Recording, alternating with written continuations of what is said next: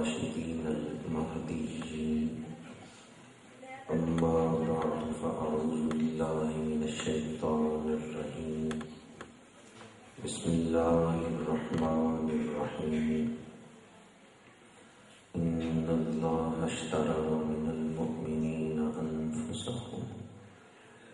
أنفسهم وأموالهم بأن لهم الجنة صدق الله مولانا العظيم إن الله وملائكته يصلون على النبي يا أيها الذين آمنوا صلوا عليه وسلموا تسليما الصلاة والسلام عليك يا رسول الله وعلى آلك وأصحابك يا حبيب الله الصلاة والسلام عليك يا خطيب الأنبياء والمرسلين وعلى آلك وأصحابك يا رحمة للعالمين قابل صد احترام علماء کرام، مہمانان عزیز وقار، برادران اسلام، حاضرین و سامعین، اللہ تعالیٰ کا شکر ہے جس نے ہمیں اس عظیم الشان روح پرور سعادت افروز محفل میں حاضری کی توفیق عطا فرمائی ہے۔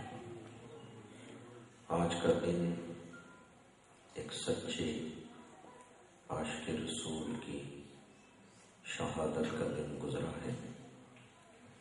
31 اکتوبر 1929 میاں والی جیل میں شہید وفا، شہید ناموں سے رسالت، کشتہ تسلیم و رضا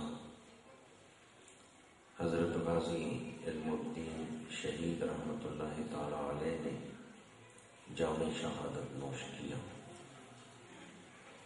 آج لاہور میں ان کے مزار مبارک پر عرس پاک کی تقریب ہو رہی ہے۔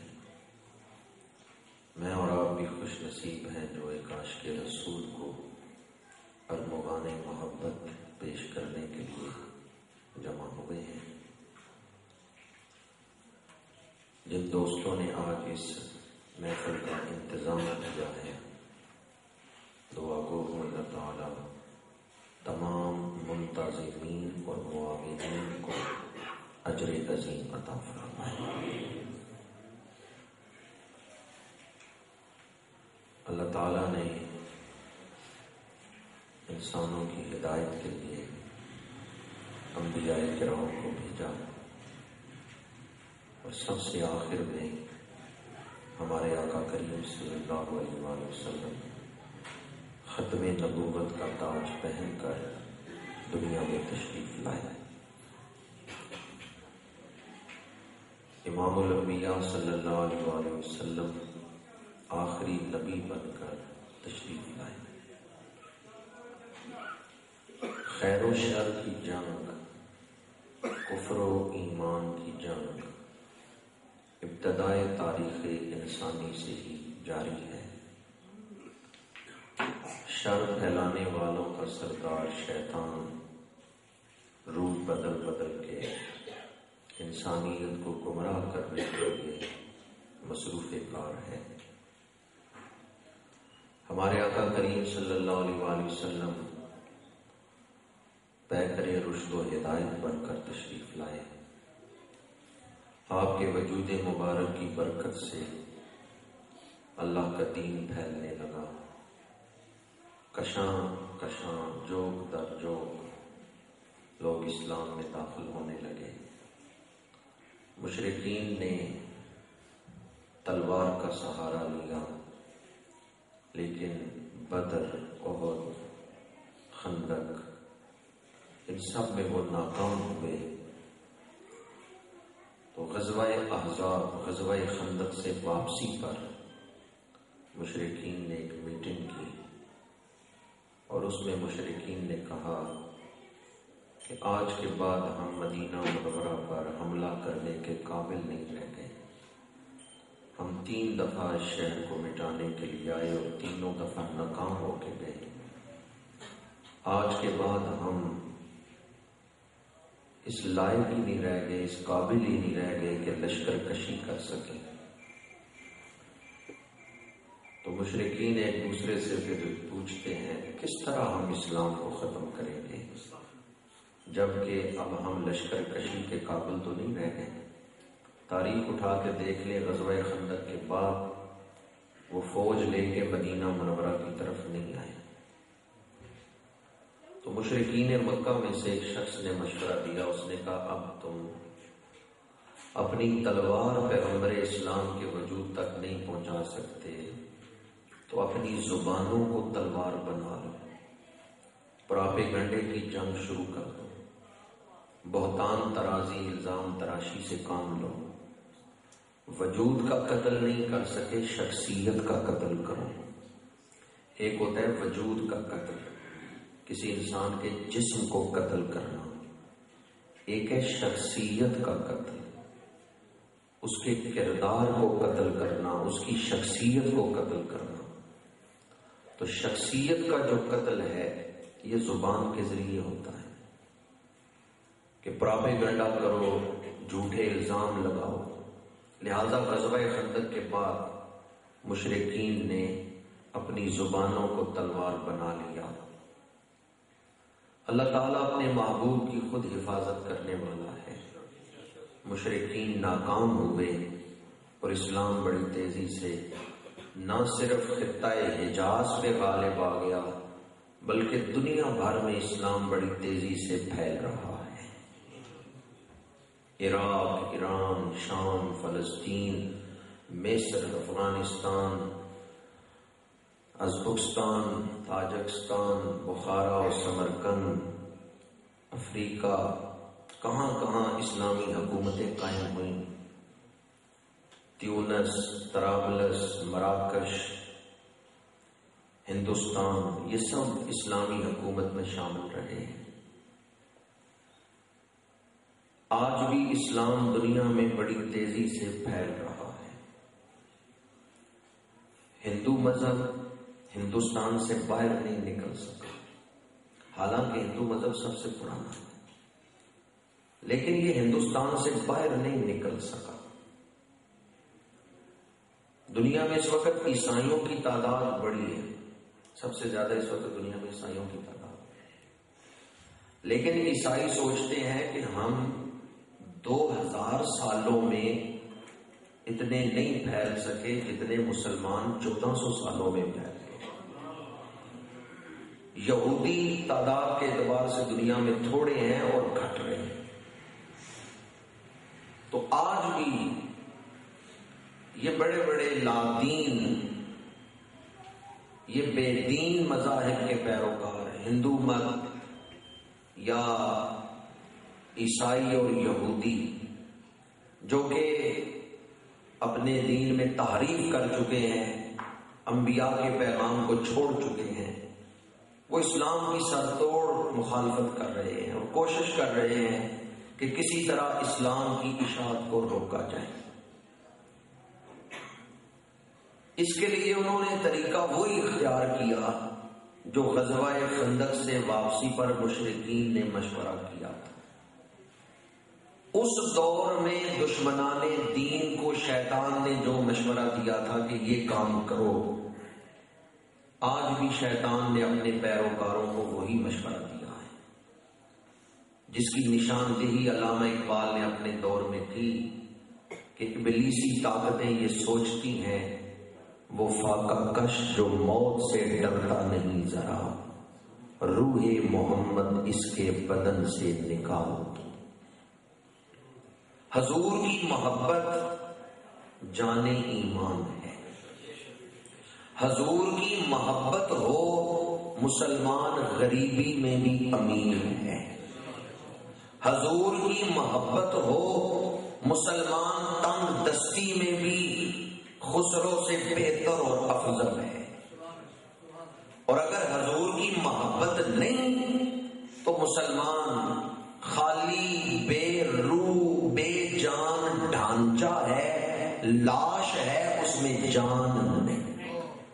تو حضور کی محبت جان ایمان ہے۔ مشرکین نے سوچا ہم مسلمانوں کو قابو نہیں کر سکے، آج بھی یہ دنیا میں تیزی سے پھیل رہے ہیں، تو کوئی نقطے کی بات پکڑو جس سے ہم اسلام کی شاخ کو روک سکیں، مسلمانوں پر غلبہ پا سکیں۔ تو وہ اس نتیجے پر پہنچے، انہوں نے کہا حضور کا پیار ان کے دلوں سے نکالا۔ علامہ اقبال یورپ میں بھی رہے ہیں، جرمنی میں میں گیا ہوں، ہمارے ایک دوست یہاں بیٹھے ہیں منظور بٹ صاحب، یہ مجھے علامہ اقبال کے گھر بھی لے کے گئے۔ جرمنی میں آج بھی علامہ اقبال کا گھر موجود ہے، جہاں کبھی علامہ اقبال رہتے تھے۔ آج بھی اس مکان کے باہر نیم پلیٹ لگی ہوئی ہے کہ پاکستانیوں کا روحانی شاعر اس گھر میں رہا ہے۔ علامہ اقبال کا نام آج بھی اس گھر کے باہر لکھا ہوا ہے، حالانکہ 100 سال سے زیادہ عرصہ گزر چکے۔ علامہ اقبال یورپ میں بھی رہے ہیں اور وہاں کے بڑے بڑے اسکالروں سے، شاعروں سے، فلسفیوں سے ان کی گفتگو ہوتی رہی ہے۔ علامہ اقبال نے تجزیہ کیا کہ وہ لوگ چاہتے ہیں مسلمانوں کے دلوں سے حضور کا پیار نکال دیا جائے۔ اس کے لیے اس دور میں انہوں نے کتابیں لکھی۔ ایک کتاب یہاں ہندوستان سے شائع کی گئی، کتاب کا نام نہیں میں لے رہا کیونکہ اس کے نام میں بھی بے ادبی ہے۔ شائع کرنے والے کا نام تھا، پبلشر کا نام تھا راج پال۔ راج پال نے حضور کی توہین پر مشتمل کتاب لکھی، کتاب شائع کی۔ یہاں انگریزوں کی حکومت تھی، انگریز بھی اس پر خوش تھے اور ہندو بھی ایسے کام کر رہے تھے کہ یہاں کے مسلمانوں کو غیر مسلم بنایا جائے۔ شدی تحریک بھی یہاں چلی ہے ہندوستان میں۔ اس تحریک کا مقصد یہ تھا کہ جو مسلمان ہیں ان کو کافر بنایا جائے، ان سے اسلام چھین لیا جائے، اور مسلمانوں کو کافر بنانے کے لیے انہوں نے کیا طریقہ اختیار کیا؟ ایک تو انہوں نے ہندو مت کے اسکول بنائے کہ ان میں جو بچے آئیں ان کو ہم ہندو مذہب سکھائیں گے۔ دوسرا انہوں نے کتابیں لکھی جن میں امام الانبیاء کی شخصیت مبارکہ، بے داغ کردار، فرشتوں سے پاکیزہ شخصیت، ذات پاک پر انہوں نے الزامات، جھوٹے پراپیگنڈے کے ذریعے آپ کی سیرت کو داغدار کرنے کی کوشش کی۔ جب یہ کتاب مارکیٹ میں آئی، اس دور کے علماء نے احتجاج کیا، پر خالی جلسے ہوئے، جلوس نکلے، کوئی عملی نتیجہ سامنے نہیں آیا۔ راج پال کو گرفتار نہیں کیا گیا، اس کو کوئی سزا نہیں دی گئی۔ وہ لاہور میں اپنی کتابوں کی دکان پہ بیٹھا کتابیں بیچ رہا ہے، بس اس نے 2 ملازم دروازے پہ بٹھا دیے تھے جو مسلمانوں کو دکان کے اندر نہیں آنے دیتے تھے، ورنہ اس کو گرفتار نہیں کیا گیا، وہ لاہور میں اپنا کاروبار چلا رہا تھا۔ مسلمانوں نے احتجاج کیا لیکن احتجاج کا نتیجہ کوئی نہیں نکلا۔ ایک نوجوان 21 سال عمر ہے، اس کے کانوں میں یہ آواز پڑی کہ میری ماں کو گالی دی گئی ہے۔ ایک وہ ماں ہے جس کے بدن سے ہم پیدا ہوئے ہیں، اور ایک وہ روحانی مائیں ہیں جنہیں قرآن کہتا ہے حضور کی بیویاں مومنوں کی مائیں۔ تو غازی علم الدین نے اپنے آپ کو مخاطب کر کے کہا تف ہے تیری جوانی پر کہ تو جوان بھی ہو اور کوئی حضرت عائشہ صدیقہ کو گالیاں دے۔ تف ہے تیری جوانی پر کہ تو جوان بھی ہو اور کوئی امام الانبیاء کی گستاخیاں کرے۔ بس فیصلہ کر لیا کہ میں اپنی جوانی ناموس رسالت پہ قربان کر دوں گا، اس شخص کو نہیں چھوڑوں گا جس نے حضور کی گستاخی کی ہے، اسے واصل جہنم کروں گا۔ اور یہ قرآن کا فیصلہ ہے کہ جو گستاخ رسول ہے واجب القتل. یہ قرآن کا فیصلہ ہے، یہ حدیث کا فیصلہ ہے. ملعونین اینما ثقفوا اخذوا وقتلوا تقتیلا. علماء بیٹھے ہیں، ان سے پوچھیں یہ تقتیلا کا لفظ کیوں آیا ہے؟ ذلت و رسوائی کے ساتھ گستاخ رسول کو قتل کیا جائے گا. ابن خطل گستاخ تھا. فتح مکہ کے موقع پر بخاری شریف کی حدیث ہے، آیا ہے اور اس نے دیوار کعبہ کے ساتھ اپنا سینہ لگا دیا ہے اور غلاف کعبہ کو سر پہ لے لیا ہے. جو حرم میں آ جائے اس کے لیے امن ہے. حرم کے اندر تلوار نہیں چلائی جا سکتی، پر کیا کسی کو کعبے کے سامنے بھی قتل کیا گیا؟ ابن خطل وہ گستاخ رسول ہے جسے دیوار کعبہ سے ہٹا کے کعبے کے سامنے اس کا سر دم سے جدا کر دیا. گستاخ رسول کا وجود اتنا ناپاک ہوتا ہے، گستاخ رسول کعبے بھی چلا جائے پھر بھی واجب القتل. یہ حدیث کس کتاب میں ہے؟ ابن خطل والی حدیث بخاری شریف. ابن خطل گستاخ رسول تھا، فتح مکہ پر اس کو قتل کیا گیا. یہ حدیث کس کتاب میں ہے؟ بخاری شریف میں یہ حدیث. تو ایک آیت کے چند الفاظ میں نے قرآن مجید سے پڑھے اور ایک حدیث بخاری شریف کی آپ کو سنائی، جس سے یہ ثابت ہوتا ہے کہ گستاخ رسول واجب القتل ہے. اللہ رحمان ہے، اللہ رحیم ہے. وہ رحمان کہے کہ اس شخص کو قتل کر دو، اندازہ کریں وہ شخص کتنا پلید شخص ہوگا. حضور رحمت للعالمین ہے. وما ارسلناک الا رحمت للعالمین، جس کے بارے میں رحمت للعالمین فرمائے کہ اسے قتل کر دیا جائے، وہ وجود کتنا پلید وجود ہوگا. اللہ رحمان و رحیم، حضور رحمت للعالمین.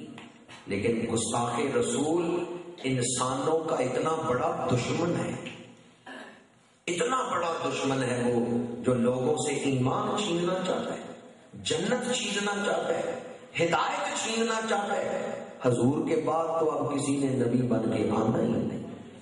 اب تو ہدایت کا مرکز صرف وجود مصطفیٰ ہے.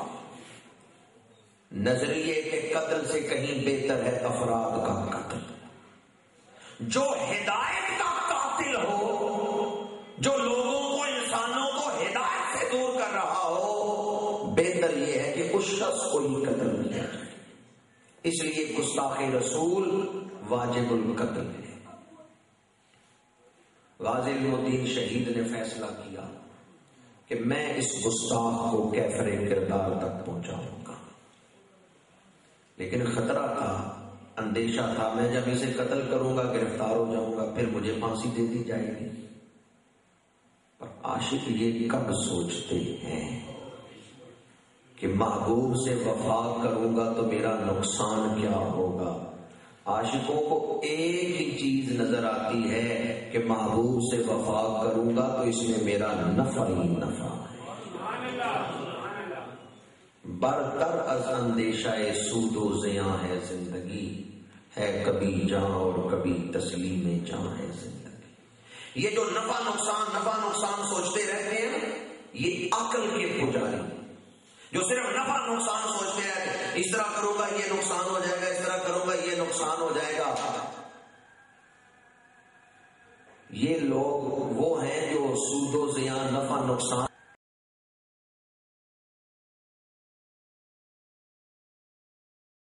پڑے ہوئے ہیں. انہوں نے اپنا مرشد مانا ہے تو عقل کو مانا ہے. انہوں نے عشق کو اپنا مرشد ہی نہیں مانا. اور جنہوں نے عشق کو مرشد مان لیا، عشق دے چلے نمبر لے گئے، عقل منداں ایویں عمراں گالیاں. عشق دے چلے نمبر لے گئے، عقل منداں ایویں عمراں گالیاں. یہ کون سوچ ہے؟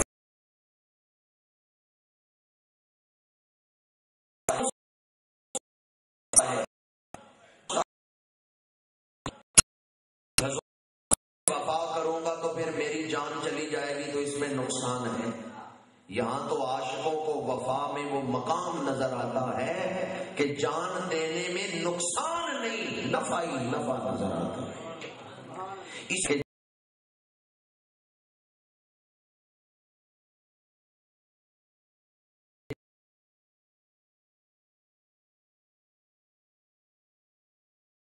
بریلی کے تاجدار کہتے ہیں کروں تیرے نام پہ جان فدا. نہ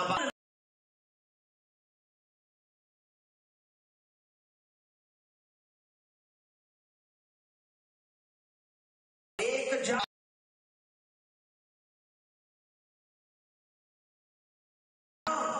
دو جہاں فدا، دو جہاں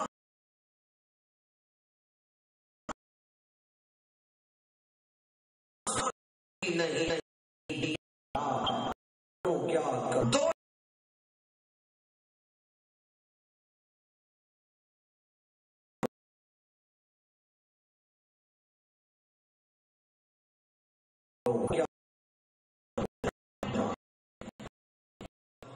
آئے آج اس مسجد کی زمین کو اپنے ایمان پر گواہ بنا لیں اور گنبد خضرا کی طرف متوجہ ہو کہ اعلیٰ حضرت کا یہ وظیفہ پڑھ لیں، کروں تیرے نام پہ.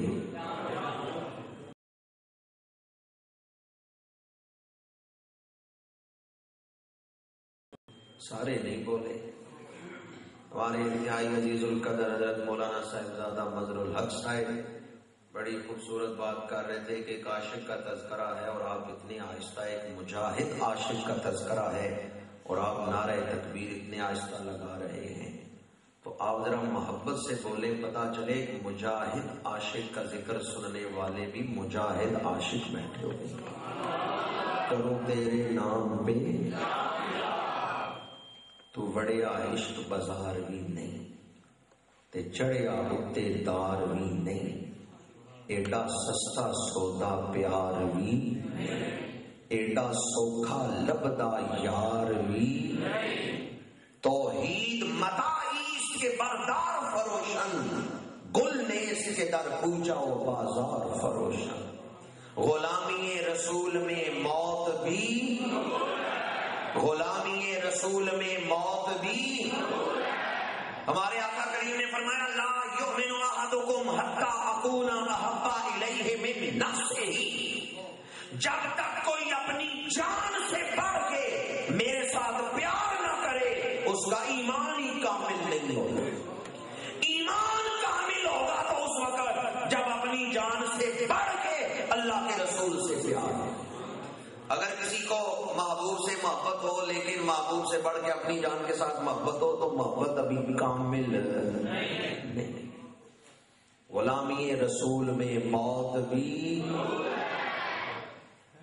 پنجابی میں کہتے ہیں مرنا انج بھی تے ہے کیوں نہ شریکاں دے سرے چڑھ کے. مرنا تے انج بھی ہے کیوں نہ شریکاں دے سرے چڑھ کے مرو. میں کہتا ہوں مرنا تے انج بھی ہے کیوں نہ حبیباں دے قدمی لگ کے مرو. مرنا تے انج بھی ہے کیوں نہ حبیباں دے قدمی لگ کے. آئے اپنی جان آج حضور کے نام کر دیں، شہید ہوں یا نہ ہوں جان تو کر دیا نا حضور کے نام. آج کی محفل کا بس پیغام دے رہا ہوں، پھر واقعات ہی آپ کو سناؤں گا. کوئی ہے جو آج یہ سودا سرے بازار کرے؟ آج کوئی ہے جو مجمع عام میں یہ سودا کرے کہ میری جان میری نہیں، آج کے بعد میری جان حضور کے قدموں پر قربان.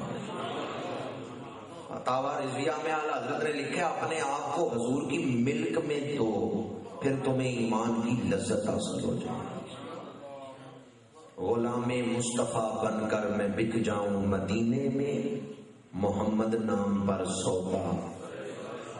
کیا خیال ہے ویسے حضور خریدنے والے ہوں؟ کون ہے جو اپنے آپ کو نہیں بیچے؟ حضور خریدنے والے، حضور کے نام پر کوئی جان بیچے، کتنا خوش نصیب ہے. دعا کریں حضور قبول فرما لے. ہم تو پیش کرتے ہیں حضور قبول فرما لے. حقیقت یہ ہے کہ ہماری جانیں اس لائق نہیں. میں اور آپ کیا حیثیت رکھتے ہیں؟ وہاں تو عشق و مسیح کے تاجدار مولانا جامی لکھتے ہیں جو سوئے من گزر آری، منے مسکین سے ناداری، فدائے نقش نالینت کنم جان یا رسول اللہ۔ حضور آپ مجھ غریب کے گھر تشریف لائیں تو میں مسکین نظر کیا پیش کروں گا؟ جہاں میرے آقا کے نالین کا نقش لگے گا میں جامی وہاں اپنی جان قربان کر دوں گا۔ اے مولانا جامی آپ یہ کیوں کہتے ہیں کہ میں نالین کے نقش پہ جان قربان کروں گا؟ نالین کا ذکر کیوں نہیں کرتے؟ مولانا جامی کہتے ہیں نالین کی تو شان ہی بڑی اونچی ہے، میں اس لائق نہیں کہ میری جان کی اوقات نہیں کہ نالین کی رفتوں تک پہنچے، میں تو نالین کے نقش پہ اپنی جان قربان کر دوں گا۔ آئیں آج سودا کریں۔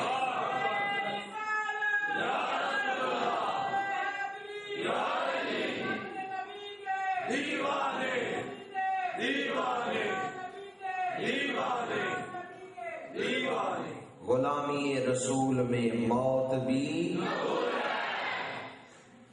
ویسے آواز بندہ نہ بھی نہ منہ سے نکالے، حضور دل کی کیفیتوں کو بھی جانتے ہیں۔ بے شک آپ دل سے آواز نہ نکالیں، زبان سے آواز نہ نکالیں، پر دل میں یہ کیفیت پیدا کر لیں، دل میں یہ جذبہ پیدا کر لیں، دل میں یہ نیت کر لیں، آج کے بعد میری جان حضور کے نام، میری جان حضور کے نالین پر قربان۔ اگر آج کسی دل میں یہ کیفیت پیدا ہو جائے، اس محفل کا مقصد پورا ہو جاتا ہے۔ غلامی رسول میں موت بھی، علم الدین نے یہ فیصلہ کیا۔ 7 دن ہوئے تھے منگنی ہوئے۔ جب منگنی ہوتی ہے تو بندہ مستقبل کے بارے میں سوچتا ہے، شادی ہوگی، گھر بناؤں گا، اولاد ہوگی، مستقبل کے بارے میں آدمی سوچتا ہے۔ پر منگنی کے بعد 8ویں دن غائی صاحب نے گستاخ کو قتل کر دیا۔ 28 مارچ 1929 کو آپ کی منگنی ہوئی ہے اور 6 اپریل 1929 بروز ہفتہ غائی صاحب نے راجپال کو قتل کیا۔ فجر کی نماز آپ نے حضرت دادا صاحب کے مزار کے ساتھ جو مسجد ہے وہاں پڑھی ہے، اور فجر کی نماز کے بعد دربار شریف پہ حاضر ہوئے ہیں اور فاتحہ خوانی کی ہے، اصالہ ثواب کیا ہے۔ تو دل میں یہ نیت ہے، دادا پیا میرے پیچھے جماعت کوئی نہیں، لابی کوئی نہیں، بندہ اکیلا ہوں پر کام بڑا کرنا چاہتا ہوں۔ اے اللہ کے ولی دعا کرنا، اللہ میری مدد فرمائے۔ وہاں بیٹھے ہوئے ایک درویش نے قبر شریف سے پھولوں کا ہار اٹھایا اور علم الدین کے گلے میں ڈال دیا، جو اس بات کی طرف اشارہ تھا، علم الدین جا تیری پشت پر علی حجویری کا ہاتھ ہے۔ بھائی صاحب گھر آئے ہیں، کچھ دیر اپنے گھر رہے ہیں، 11 اور 12 بجے کے درمیان گھر سے نکلے ہیں۔ اس دوران جب گھر تھے تو بڑے خوش تھے، اور جیسے بچے شرارتیں کرتے ہیں نا گھر میں، اس طرح وہ اپنی بھابھی سے، بھائی سے گفتگو کرتے ہیں۔ تو بھابھی کہتی ہے مجھے پتہ ہے تو کیوں خوش ہے، نئی نئی منگنی ہوئی ہے نا اس لیے خوش۔ تو بھائی صاحب کہتے ہیں نہیں میری بھابھی تجھے نہیں پتا میں کیوں خوش ہوں۔ بھابھی کہتی ہے کیوں خوش ہو؟ کہا میں مدینہ شریف جا رہا ہوں۔ بھابھی نے کہا حاجیوں کے قافلے تو کب کے جا چکے، حج کے دن تو نہیں ہے، تو کس قافلے کے ساتھ جا رہے ہیں؟ انہوں نے کہا میری بھابھی ایک اور بھی راستہ ہے جس کا تجھے نہیں پتا۔ وہ شہادت کی طرف اشارہ کر رہے تھے، میری بھابھی جس راستے میں مدینہ شریف جا رہا ہوں تجھے نہیں اس کا پتا۔ بھابھی کہتی ہے مجھے نہیں سمجھ آئی کہ میرے دیور نے کیا کہا۔ بھابھی کہتی ہے جب تو دولہا بنے گا نا، تیری شادی ہوگی تو میں اپنے بیٹے کو تیرا شبالہ بناؤں گی، جسے ہم سربالہ کہتے ہیں۔ میرا چھوٹا بیٹا جو ہے نا، جب تو دولہا بنے گا تو میرا بیٹا تیرا شبالہ ہوگا۔ غائی صاحب مسکراتے ہیں، گھر سے نکلتے ہیں، گھر والوں کو نہیں پتا یہ مدینہ شریف کا راہی کس راستے مدینہ شریف جا رہا ہے۔ غائی صاحب نے اپنا بھیس بدلا، ہندو جوگیوں والا بھیس بنایا ہے۔ راجپال پہ ایک حملہ ہو چکا تھا جس میں حملہ کرنے والا مسلمان ناکام رہا تھا، اس لیے راجپال نے اپنی دکان پہ 2 پہرے دار کھڑے کیے تھے، وہ مسلمانوں کو اندر نہیں آنے دیتے تھے۔ غازی صاحب ہندو جوگیوں کے بھیس میں گئے تو ان پہرے داروں نے سمجھا یہ کوئی ہندو جوگی آیا ہے، انہوں نے غازی صاحب کو نہیں روکا، غازی صاحب دکان کے اندر چلے گئے۔ جب دکان کے اندر گئے تو دیکھا راجپال کتابیں سیٹ کر رہے ہیں۔ غازی صاحب نے اس کو للکارا، وہ مڑ کے پیچھے دیکھتا ہے تو غازی صاحب نے خنجر لہراتے ہوئے ایک شورا آفاق جملہ بولا، کہا میرے نبی کی شان میں گستاخی کرنے سے پہلے تجھے یہ خیال نہیں آیا اس دھرتی پہ نبی کے غلام زندہ ہیں، اس دھرتی پہ حضور کے نوکر رہتے ہیں، تجھے یہ خیال نہیں آیا؟ یہ کہہ کے آپ نے اس کا گریبان پکڑے اور پیدل پہ اس کے پیٹ میں وار کرنا شروع کر دی۔ وہ جو دروازے پہ پہرے دار تھے وہ دوڑے ہیں، غازی صاحب کے ہاتھ میں خنجر ہے، وہ قریب نہیں ہوتے، کتابیں اٹھا کے پھینکتے ہیں، کتابیں مارتے ہیں غازی صاحب۔ وہ جو ہندو مت کی کتابیں تھیں یا سکولوں کے نصاب کی کتابیں تھیں، گرامر کی کتابیں تھیں یا انگریزی کی کتابیں تھیں یا سکولوں کے نصاب کی کتابیں تھیں، رائے کمال نے ایک بڑا خوبصورت جملہ لکھا ہے، کہتے ہیں علم الدین 4-5 جماعتیں پڑھے ہوئے تھے، ان پڑھ تھے، کوئی بڑے عالم نہیں تھے، پر جب حضور کے نام پر قربان ہونے گئے پہرے دار کتابیں مار رہے تھے، جسم پہ کتابیں لگ کے پیروں کی طرف گر رہی تھی، علم الدین کے قدم چوم رہا۔ پہرے دار آگے بڑھے، غازی صاحب کو کھینچا، غازی صاحب نے اس وقت تک چھوڑا نہیں اس گستاخ کو جب تک وہ مر نہیں گیا، جب تک اس کا جسم ٹھنڈا نہیں ہو گیا، اس کی سانس رک نہیں گئی، غازی صاحب نے اس کو چھوڑا نہیں۔ پہرے دار شور کر رہے ہیں، لوگ اکٹھے ہوئے، غازی صاحب باہر نکلتے ہیں پر کوئی قریب نہیں ہوتا کیونکہ خنجر ہاتھ میں ہے، وہ شور مچاتے ہیں، پکڑو یہ قاتل ہے، پکڑو یہ قاتل ہے۔ غازی صاحب نے کہا شور نہ مچاؤ، میں بھاگ نہیں رہا، بس اس نلکے پہ مجھے اس پلید کے خون سے اپنے ہاتھ دھو لینے دو، پھر میں خود ہی گرفتاری پیش کر دوں گا۔ آپ نے نلکے پر آلہ قتل دھویا ہے، اپنے ہاتھ دھوئے ہیں جو خون لگ گیا تھا، اور پھر گرفتاری دے دی ہے۔ لاہور جیل میں آپ قید ہو گئے۔ غازی صاحب کے والد میاں تالے مند ترکھانوں کا کام کرتے تھے، لکڑی کا کام کر رہے ہیں گھر میں۔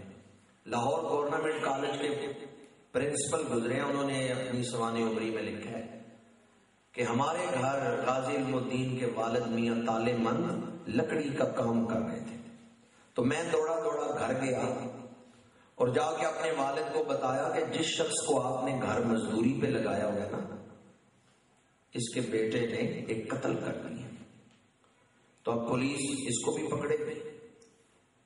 میں نے اپنے والد کو یہ مشورہ دیا، آ کے خبر دی کہ جو آپ نے کام پہ آدمی لگایا اس کے بیٹے نے قتل کی ہے۔ تو میرے والد نے پوچھا کس کو قتل کیا؟ میں نے بتایا کہ راجپال کو قتل کی ہے۔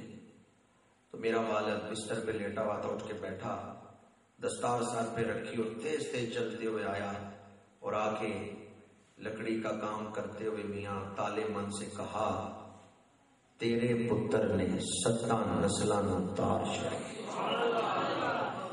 تالے مندہ مبارک ہوئی، تیرے پتر نے تیریاں 7 نسلاں تار۔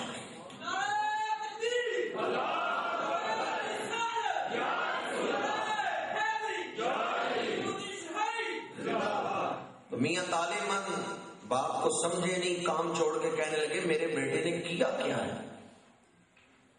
تو بتانے والے نے کہا تمہارے بیٹے نے راجپال کو، علم الدین نے راجپال کو قتل کر دیا ہے۔ تو میاں تالے مند کی آنکھوں میں خوشی کے آنسو آ گئے، خوشی کے آنسو، ہونٹوں میں مسکراہٹ، اور کہتے ہیں علم الدین تو نے دنیا کو بتا دیا ہے تیری رگوں میں ایک عاشق رسول کا خون ہے۔ علم الدین تو نے اپنے باپ کا سر فخر سے بلند کر دیا ہے، تو نے دنیا کو بتا دیا ہے تیری رگوں میں ایک غیرت مند باپ کا خون ہے۔ غازی علم الدین شہید گرفتار ہو چکے تھے، علی پور شریف سے حضرت امیر ملت گئے ملاقات کے لیے، گورڑا شریف سے تاجدار گورڑا پیر میر علی شاہ صاحب گئے، بڑے بڑے اولیاء، اس دور کی نامور ہستیاں جن کی زیارت کے لیے لوگ ان کے آستانوں پہ جاتے تھے، وہ وہاں جا رہے ہیں۔ قائد اعظم نے یہ کیس لڑا ہے، علامہ اقبال اس کیس میں سرپرستی کرتے رہے ہیں، پر جج نے فیصلہ سنایا کہ غازی علم الدین شہید کو پھانسی دے دی جائے۔ لاہور سے آپ کو میاں والی لے گئے۔ اس دور میں مرزائیوں نے لاہور کی دیواروں پر اشتہار لگائے تھے کہ علم الدین کو پھانسی دی جائے۔ مرزائیوں نے غازی علم الدین شہید کی مخالفت کی تھی، امت مسلمہ کی مخالفت کی اور ہندوؤں کا ساتھ دیا۔ مرزائیوں نے لاہور کی سڑکوں پر در و دیوار پر یہ بینر لگائے تھے، یہ چاکنگ کی تھی کہ علم الدین کو پھانسی دی جائے۔ حکومت نے فیصلہ سنایا، غازی صاحب کو لاہور سے میاں والی جیل لے گئے۔ جب آپ میاں والی جیل تھے تو سیال شریف سے حضرت خواجہ صاحب ملاقات کے لیے تشریف لے گئے، اور حضرت خواجہ صاحب دو زانو بیٹھے ہیں علم الدین کے سامنے۔ رائے کمال نے اس کو لکھا اپنی کتاب میں۔ غازی علم الدین کی شخصیت پر تحقیق کرنے والوں نے لکھا ہے کہ سیال شریف سے سلسلہ چشتیہ کے ایک بہت بڑے مرکز سے صاحب سجادہ گئے ہیں ملاقات کے لیے، تو اس 21 سالہ نوجوان کے سامنے دو زانو بیٹھے ہیں اور ہاتھ باندھے رکھے۔ ملاقات کر کے جب واپس نکلے ہیں تو ایک درویش نے کہا، حضور آپ تو اس جوان کے سامنے اس طرح بیٹھے تھے جیسے آپ مرید ہیں اور وہ پیر ہیں، آپ تو اس طرح اس کا ادب کر رہے تھے۔ تو آپ نے فرمایا، تم خالی اس کا جسم دیکھ رہے تھے، میں یہ بھی دیکھ رہا تھا گنبد خضرا سے نور کی لہر اس کے دل تک پہنچ رہی۔ تم خالی اس کے جسم کا ظاہر دیکھ رہے تھے، میں یہ بھی دیکھ رہا تھا سرکار کتنے خوش ہو کے اس جوان کی طرف دیکھ رہے۔ میں اس کا ادب کر رہا تھا کہ سرکار خوش ہو کے اس کی طرف دیکھ رہے۔ ایک دن جیلر نے آپ سے پوچھا، علم الدین تم کوئی مفسر قرآن ہو؟ فرمایا نہیں۔ کوئی شیخ الحدیث ہو؟ کہا نہیں۔ کوئی بہت بڑے قاری قرآن ہو؟ کہا نہیں۔ کہا تم بڑے مسلمانوں کے کوئی لیڈر اور رہنما ہو؟ کہا نہیں۔ جیلر نے پوچھا، پھر یہ بڑے بڑے اولیاء تمہاری ملاقات کے لیے کیوں آ رہے ہیں؟ غازی علم الدین نے کہا، جب تک بکے نہ تھے کوئی پوچھتا نہ، آقا تو نے ہمیں خرید کر انمول کر دیا۔ دامن مصطفیٰ سے جو لپٹا وہ یگانہ ہو گیا، جس کے حضور ہو گئے اس کا زمانہ ہو گیا، جس کے حضور ہو گئے اس کا زمانہ ہو گیا۔ شہادت سے 4 دن پہلے غازی صاحب کو حضرت موسیٰ علیہ السلام کی زیارت نصیب ہوئی۔ جیل کی کال کوٹڑی میں کیسی زیارتیں ہیں غازی علم الدین شہید کو ہو رہی ہیں۔ جو رات کل گزری ہے، اس رات 2 بجے یعنی 31 اکتوبر شروع ہو گئے، یہ تاریخ شروع ہو گئی، رات 2 بجے گھر والے آئے آخری ملاقات کے لیے۔ غازی صاحب کی والدہ زندہ تھی، والدین زندہ تھے، والد والدہ دونوں زندہ تھی۔ ماں آئی ہے آخری ملاقات کے لیے، والد آئے ہیں آخری ملاقات کے لیے، بھائی آئے ہیں، بھابھی آئی ہے، بہن آئی ہے۔ جب آپ نے بھابھی کو دیکھا نا تو بھابھی سے کہنے لگے، تو کہتی تھی جب میں دولہا بنوں گا تو اپنے بیٹے کو میرا سربالا بنائے گی، وہ میرا سربالا کدھر ہے؟ اسے کیوں نہیں لے کے آئی؟ میں صبح دولہا بننے والا ہوں، میرا سربالا کدھر ہے؟ بھابھی رو پڑی، کہا علم الدین تو صبح دولہا تو نہیں بن رہا، صبح تو تجھے تختہ ڈار پہ چڑھایا جائے گا۔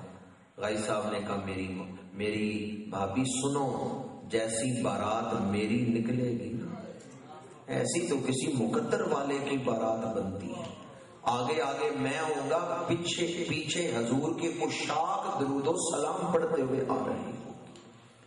بھابھی جیسی بارات میری چلے گی ایسے تو کسی خوش نصیب کی چلے گی۔ بھابھی نے روتے ہوئے کہا تو صبح تختہ دار پہ چڑھایا جائے گا، صبح تو وہ دولہا تو نہیں بنے گا۔ جب دیکھا نا گھر والے رو رہے ہیں، گجرات کے غیور نوجوانوں ذرا دل تھام کے سننا، غازی علم الدین کا تصور عشق کیا ہے۔ غازی صاحب نے اپنی ماں سے کہا، اپنے والد سے کہا، اپنے بھائی سے کہا، جب مجھے دفنا دیا جائے، میری قبر پہ مٹی ڈال دی جائے اور تم مجھے دفنا کے واپس گھر جاؤ تو گھر جا کے شکرانے کے 2 نفل ادا کرنا، شکرانے کے نفل پڑھنا۔ ماں کا سینہ پھٹتا ہے کہ میرا جوان بیٹا، 21 سالہ حسین بیٹا مٹی میں دفنا دیا جائے، شکرانے کے نفل۔ غازی علم الدین شہید نے کہا میری ماں، یہ شکر کرنے کا تو موقع ہے، اللہ نے تیرے بیٹے کو حضور کی نوکری کے لیے قبول فرمایا۔ کبھی کسی نے ایسی وصیت بھی کی ہے کہ جب میں دنیا سے چلا جاؤں مجھے تختہ دار پہ چڑھا دیا جائے، مجھے دفنا دیا جائے، میری قبر پہ مٹی ڈال دو تو شکرانے کے نفل پڑھنا۔ غازی علم الدین شہید نے یہ وصیت کی اپنے ماں باپ کو اور اپنے بھائی کو، کہا میری خواہش یہ ہے جب مجھے دفنا چکو تو گھر آ کے شکرانے کے نفل پڑھنا۔ پروردگار تیرا شکر ہے تو نے ہمارے بیٹے کو اپنے نبی کی نوکری کے لیے قبول کی۔ غازی علم الدین شہید نے کہا میری ماں، کل قیامت کے دن اعلان ہوگا، کہاں ہیں وہ مائیں جنہوں نے اپنے بیٹے میرے نبی کے نام پر قربان کیے تھے؟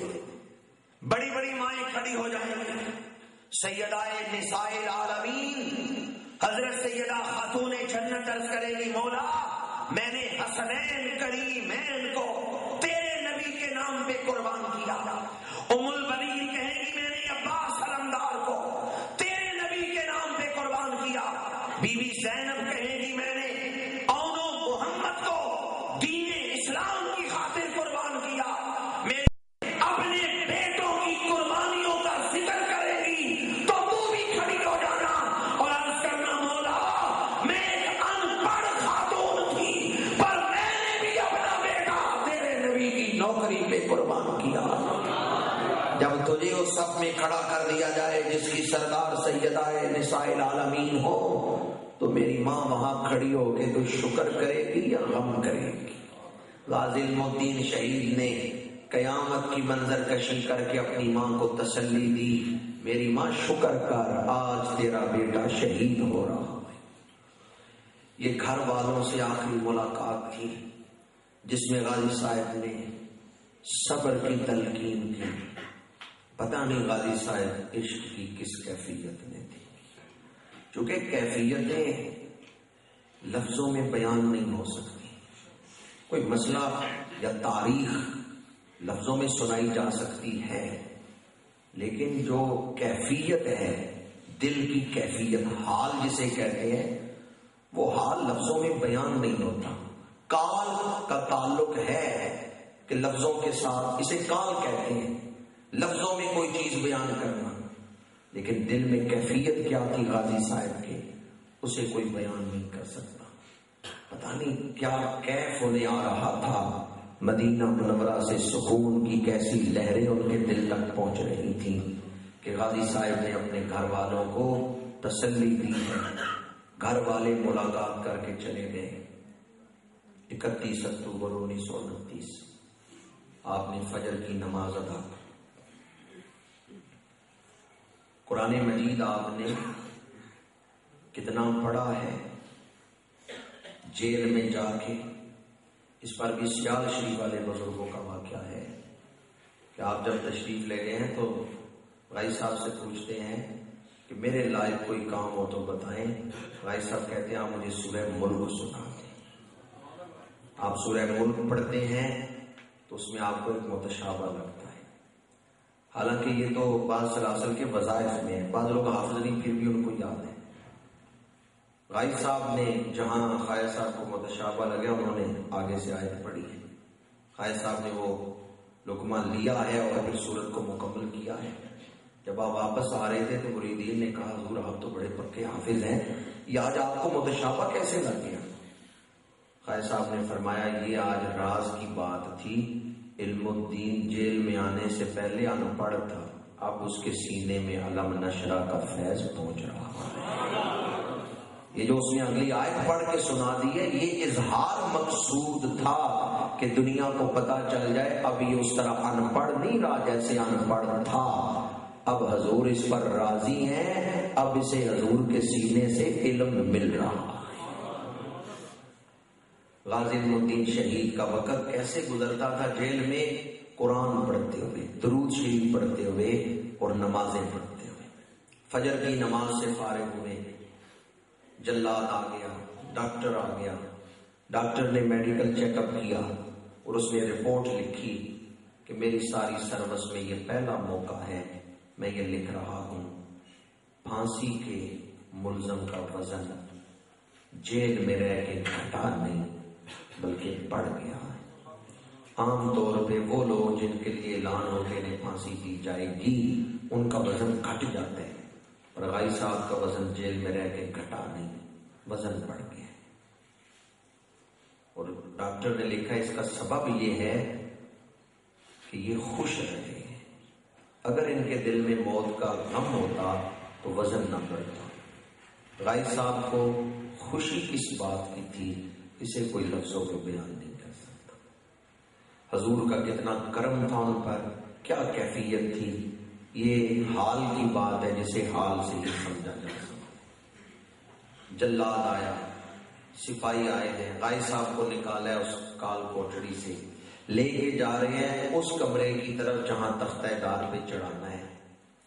ایک مصنف نے غازی صاحب کی چال پر چند جملے لکھے ہیں کہ اے علم الدین، میں تیری باوقار چال کو سلام کرتا ہوں، جب تجھے اس کمرے سے نکالا گیا تیری ٹور کیسی تھی، تو چل کیسے رہا تھا، تو ڈر کے جھجک کے قدم نہیں اٹھا رہا تھا، تو مردوں کی طرح سینہ تان کے چل رہا تھا۔ چال سے بھی پتا چل جاتا ہے بندہ ڈرتے ہوئے چل رہا ہے یا خوشی سے چل رہا ہے، چال سے بھی پتا چل جاتا ہے کہ بندہ خوشی خوشی چل رہا ہے یا ڈر کے چل رہا ہے۔ اور رائٹر لکھتے ہیں علم الدین تیرے اٹھتے ہوئے اور قدموں کو سلام، تو نے دنیا کو بتا دیا منزل عشق پر پہنچنے والے راہی اپنی منزل کو سامنے دیکھ کے خوش کیسے ہوئے۔ موت سامنے ہے پر غازی صاحب بڑے وقار سے چل رہے ہیں، کوئی یہ نہ کہے موت سامنے آ گئی ہے تو ڈر کے اب نوجوان قدم اٹھا رہے۔ ارد گرد جو قیدیوں کے کمرے تھے ان میں جو مسلمان قیدی تھے وہ انتظار میں تھے علم الدین اپنے کمرے سے نکلے گا تو ہم سلام لیں گے۔ وہ اپنے اپنے جیل کے کمروں سے سلاخوں سے ہاتھ باہر نکالتے ہیں، بازو باہر کرتے ہیں کہ غازی صاحب سلام لیں، پر پولیس والے آپ کو دائیں بائیں نہیں ہونے دیتے۔ وہ مسلمان قیدی آواز سے سلام کہتے ہیں، غازی صاحب ان کو جواب دیتے ہیں لیکن مصافحہ نہیں کرنے دیتے۔ جب غازی صاحب سے ان مسلمان قیدیوں کا مصافحہ نہیں ہوا تو وہ قیدی اپنے اپنے کمروں میں پھر نعرے مارنے لگ گئے، اور میاں والی جیل گونج اٹھی، نعرہ تکبیر اللہ اکبر، نعرہ رسالت یا رسول اللہ کی۔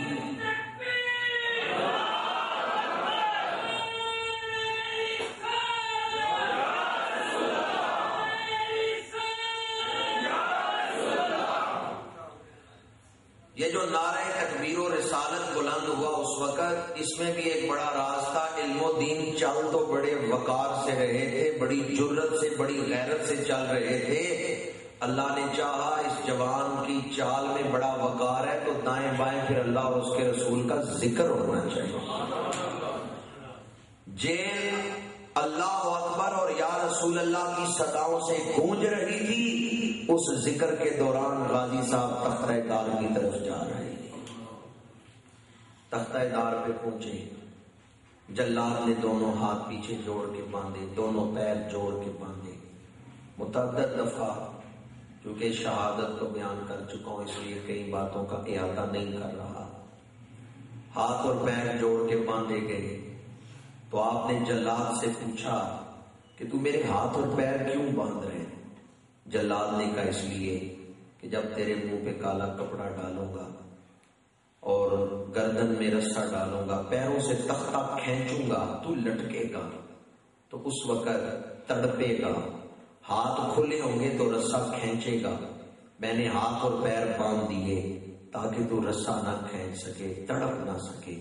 غائی صاحب نے مسکرا کے فرمایا جلاد بڑے بولے ہو، تڑپتے وہ ہیں جنہیں تو تختہ دار پہ چڑھاتا ہے، اور جو خود شوق سے چڑھ جاتے ہیں وہ تڑپتے نہیں۔ یہ غیر متوقع جواب سن کے جلاد حیران ہوا اور کہنے لگا علم الدین، میں نے بڑے بڑے بہادروں کو پھانسی دی ہے، پر جب وہ اس تختہ دار پہ چڑھتے ہیں نا، پھانسی کا پھندا سامنے دیکھتے ہیں تو لرز اٹھتے ہیں، ان کے چہرے پہ غم ہوتا ہے، ان کے چہرے پہ بڑا حزن و ملال ہوتا ہے، دنیا چھن جانے کا غم، مرنے کا غم، موت کا ڈر، وہ لرز اٹھتے ہیں۔ پر علم الدین تیرے چہرے پہ کوئی غم نہیں مجھے نظر آ رہا، تیرے چہرے پہ خوشی ہے، زردی نہیں لالی ہے۔ علم الدین تجھے خوشی کس بات کی ہے؟ غائب صاحب نے فرمایا جلاد میں دو منظر دیکھ رہا ہوں، ایک طرف تو موت کا پھندا لے کر کھڑا ہے، دوسری طرف میرے آقا گورے گورے ہاتھوں میں جنتی پھول لے کر کھڑے ہیں۔ تو میری گردن میں موت کا پھندا ڈالے گا، سرکار مدینہ میری گردن میں پھولوں کے ہار ڈال گا۔ اسی کو موت کہتے ہیں تو یا رب میں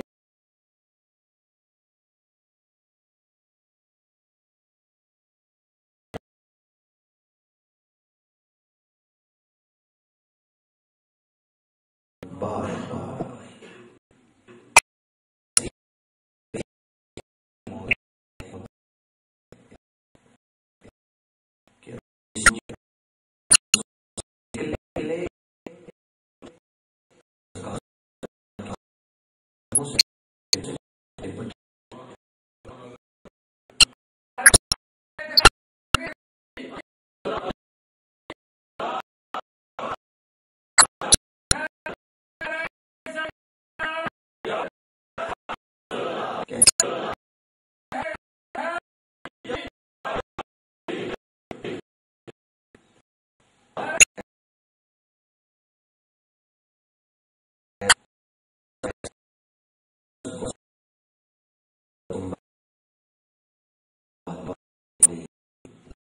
منظور صدا کرنا، جب وقت نزا آئے دیدار عطا کرنا۔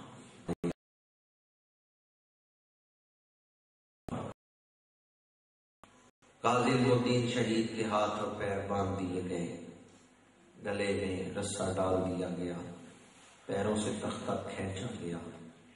آخری صدا جب رسا کھینچا گیا ہے، تختہ پیروں سے نکل گیا ہے، آخری آواز جو آپ کی زبان سے نکلی ہے وہ ہے اللہ اکبر۔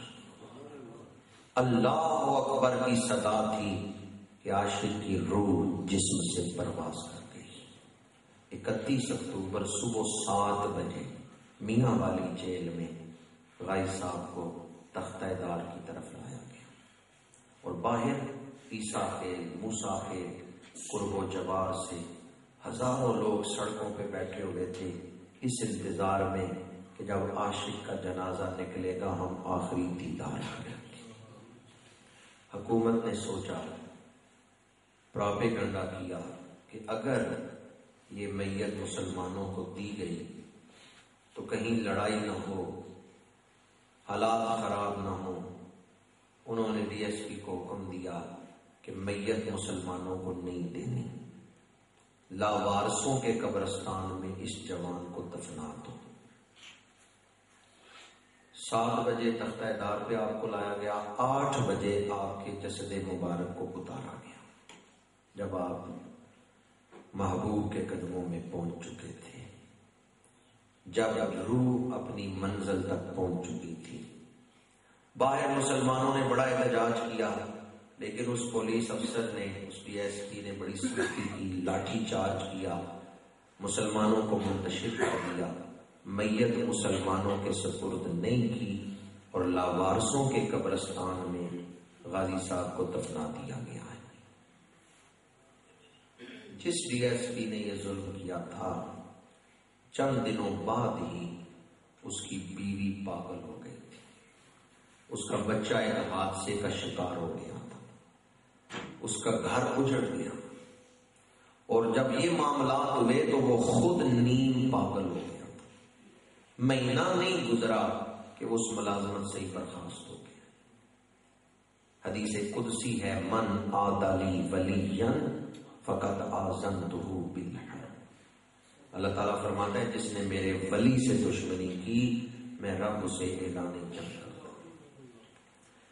علامہ اقبال نے ایک تحریک شروع کی کہ رائی صاحب کو لاوارثوں کے قبرستان میں دفنایا گیا ہے۔ یہ غازی صاحب کے اہل خانہ پر بہت بڑا ظلم ہے کہ انہیں میت نہیں دی گئی، اور لاوارثوں کے قبرستان۔ تو علامہ اقبال نے درخواست لکھی حکومت کو کہ ہمیں اجازت دی جائے ہم اس جوان کے جسم کو میاں والی سے نکالیں اور لاہور لا کے دفنائیں۔ تو اس درخواست میں انہوں نے ایک جملہ لکھا، علامہ اقبال نے لکھا، جس کی وارث پوری امت مسلمہ ہے اس جوان کو لاوارث بنا کے لاوارثوں کے قبرستان میں دفنایا گیا۔ علم الدین کوئی لاوارث تھا کہ اس کی میت وصول کرنے والا کوئی نہ ہو؟ علم الدین کی وارث پوری امت مسلمہ ہے۔ کیا خوبصورت جملہ علامہ اقبال نے لکھا۔ علامہ اقبال نے کہا جس کی وارث پوری امت مسلمہ ہے اسے لاوارثوں کے قبرستان میں دفنایا گیا ہے۔ آپ نے اس پر ایک تحریک شروع کی کہ جب تک میت ہمارے سپرد نہیں کی جائے گی ہم آرام سے نہیں بیٹھیں گے۔ اس دوران ایک مولوی صاحب آئے علامہ اقبال کے پاس، انہوں نے کہا اقبال چھوڑو، پڑھے لکھے آدمی ہو، ایجوکیٹڈ ہو، اور بڑے تم مفکر ہو، شاعر مشرق ہو، یہ کیا کر رہے ہو؟ غازی علم الدین کو شہید کہہ رہے ہو، علم الدین کو، ترکھانوں کے لڑکے کو شہید کہہ رہے ہو، وہ کوئی شہید ہے؟ مولوی صاحب کسی مسجد کے خطیب بھی تھے، انہوں نے کہا علم الدین شہید نہیں تھا، اور دلائل دینے شروع کیے۔ علامہ اقبال نے کہا مولانا شرم کرو، جس نبی کا نام لے کے کھاتے ہو اس نبی کی عزت کا خیال نہیں ہے۔ وہ جملہ آپ کو سنانا چاہتا ہوں جو علامہ اقبال نے بولا۔ علامہ اقبال نے کہا علم الدین تو حضور کے نام پہ مرا ہے، وہ کیوں نہیں شہید ہوگا؟ میرے نزدیک تو اب اگر کوئی علم الدین کی عزت کے لیے مر جائے میں اسے بھی شہید کروں گا۔ یہ علامہ اقبال نے جملہ بولا۔ کہا تم علم الدین کو شہید نہیں کہتے حالانکہ وہ حضور کے لیے جان دے گیا ہے۔ مجھ اقبال سے پوچھو تو میں یہ کہوں گا اگر کوئی علم الدین کے لیے جان دے گا میرے نزدیک وہ بھی شہید ہی ہوگا۔ علامہ اقبال نے اس مولوی کا منہ بند کر دیا، کہا قدر کرو ایسے جوان کی جس نے ملت کو سرخرو کیا ہے، ورنہ قیامت کے دن ہم اللہ کو کیا منہ دکھاتے؟ رسول اللہ کی عزت پاک پہ حملہ ہوا اور ہم خالی زبانی جمع خرچ کرتے رہے، ہم زبانی باتیں ہی کرتے رہے اور عملی طور پہ کچھ نہ کر سکے۔ علامہ اقبال نے اس پر کلام بھی لکھا، اور علامہ اقبال اس پر بڑے جذباتی ہو جاتے تھے اگر کوئی علامہ اقبال کے سامنے غازی علم الدین کا ذکر کمزور لفظوں کے ساتھ کرے۔ 2 ہفتے شہادت کے بعد 2 ہفتے علامہ اقبال نے تحریک چلائی ہے، حکومت نے مطالبہ مان لیا ہے۔ انہوں نے کہا ٹھیک ہے آپ اس جوان کو لاوارثوں کے قبرستان سے نکالیں، جہاں چاہتے ہیں وہاں دفنا دیں۔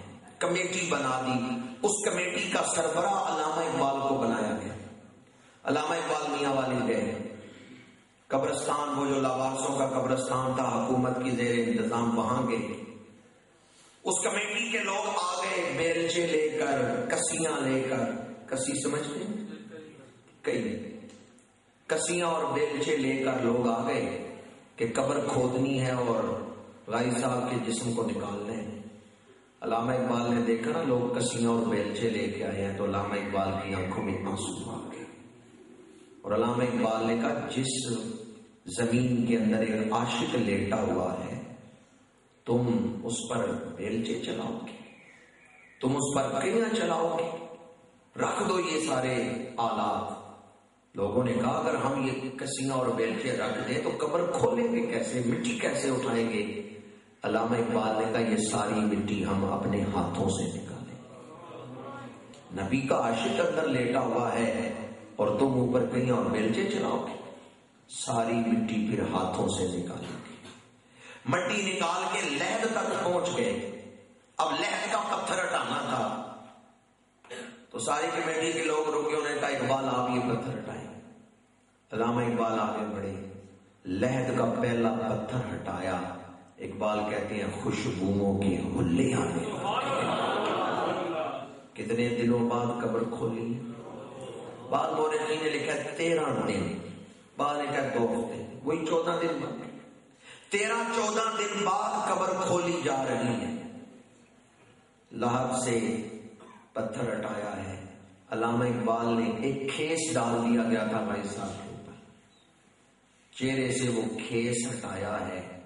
اقبال کہتے ہیں بھائی صاحب کا چہرہ گلاب کی طرح کھلا ہوا، زمین میلی نہیں ہوتی، زمن میلا نہیں ہوتا، محمد کے غلاموں کا کفن میلا نہیں ہوتا۔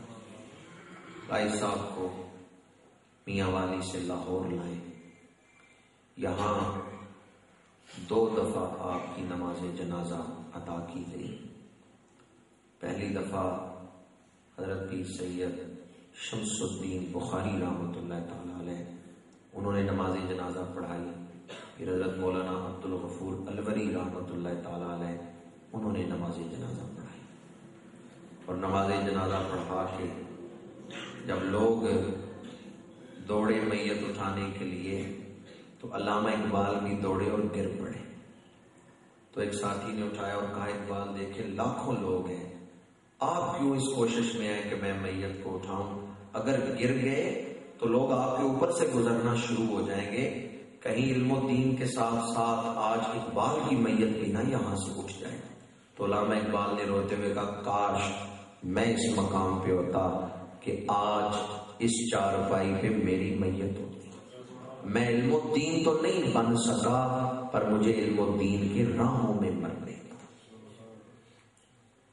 تاجدار علی پور شریف حضرت امیر ملت نے فرمایا تھا مجھے ساری عمر کسی پر رشک نہیں آیا۔ حسد تو بڑی دور کی بات ہے نا کہ حسد ہو، اللہ والے تو دلوں میں یہ باتیں نہیں رکھتے۔ آپ نے فرمایا مجھے کسی پر رشک بھی نہیں آیا، اگر رشک آیا ہے تو علم الدین پر آیا۔ یہ حضرت امیر ملت بن جماعت علی شاہ صاحب علی پوری رحمۃ اللہ تعالی علیہ نے فرمایا تھا کہ مجھے اگر رشک آیا ہے تو علم الدین پر آیا ہے، کہ نہ مدرسوں میں پڑھا، نہ کوئی لمبے لمبے وظیفے کیے، بس عشق کی ایک جست نے طے کر دیا قصہ تمام، عشق کی ایک جست نے طے کر دیا قصہ تمام، عشق دے چلے نمبر لے گئے عقل منداں ایویں عمراں کالیاں۔ بھائی صاحب کو لاہور میانی شریف میں دفنایا گیا اور قبر تیار کرنے کی ڈیوٹی تھی مولانا ظفر علی خان صاحب کی۔ جب قبر تیار ہوگی تو ابھی میت نہیں لائی گئی تو وہ خود لیٹ گئے قبر میں، لیٹے تو نکلتے نہیں ہیں، ساتھیوں نے پکڑ کے نکالا ہے تو مولانا ظفر علی خان قبر کے پاس بیٹھ کے رو رہے ہیں۔ وہ جو ساتھی تھے نا ساتھ قبر تیار کرنے میں مدد کر رہے تھے، انہوں نے کہا آپ یہاں بیٹھے کیوں رو رہے ہیں؟ مولانا نے کہا جب میں قبر میں لیٹا ہوں تو یوں لگتا تھا مدینہ منورہ پہنچ گیا، اس قبر کا روحانی رشتہ مدینہ منورہ سے قائم ہو چکا ہے، میں رو اس لیے رہا ہوں کاش اس قبر میں وہ جوان نہ لیٹتا، میں بوڑھا اس قبر میں لیٹتا، مجھے اس قبر میں لٹایا جاتا۔ عشق دے چلے نمبر لے گئے عقل منداں ایویں عمراں کالیاں، دامن مصطفیٰ سے جو لپٹا وہ یگانہ ہو گیا، جس کے حضور ہو گئے اس کا زمانہ ہو گیا۔ غازی المدین شہید نے دنیا کو بتا دیا جان بڑی پیاری ہے پر حضور کی عزت سے زیادہ پیاری نہیں، غلامی رسول میں موت بھی۔ میں اپنی گفتگو کو انہی الفاظ پہ سمیٹتا ہوں۔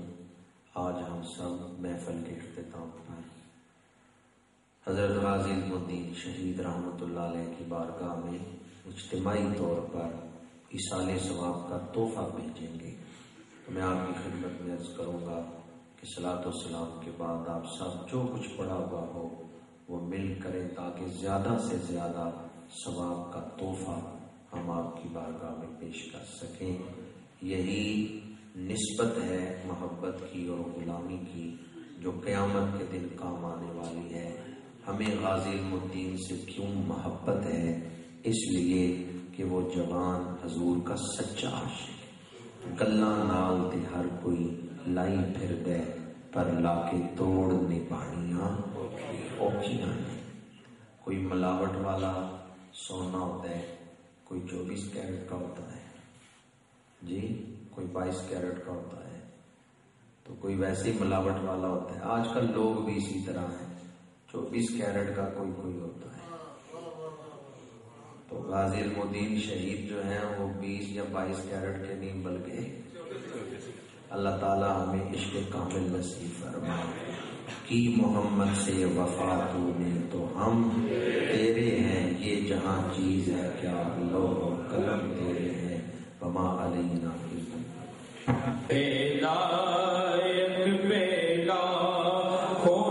سلام شمع بز میں ہدایت بیلا، ہم غریبوں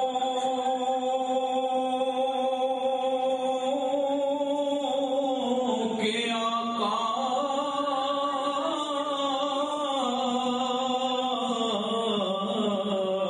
پہ بے حد درود، ہم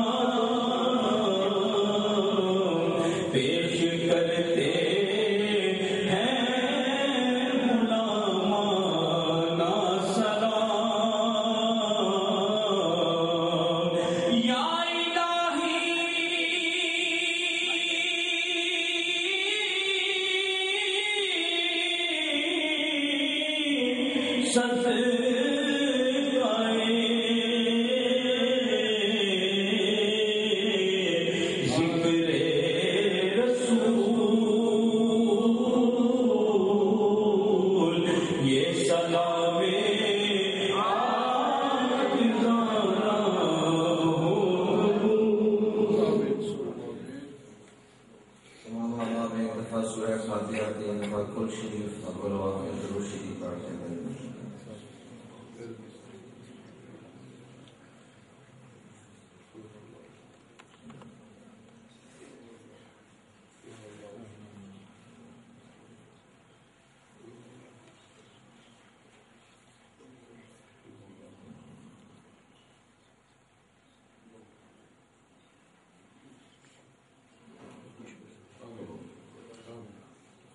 اللهم صل على سيدنا مولانا محمد وعلى آله وأصحابه وبارك وسلم.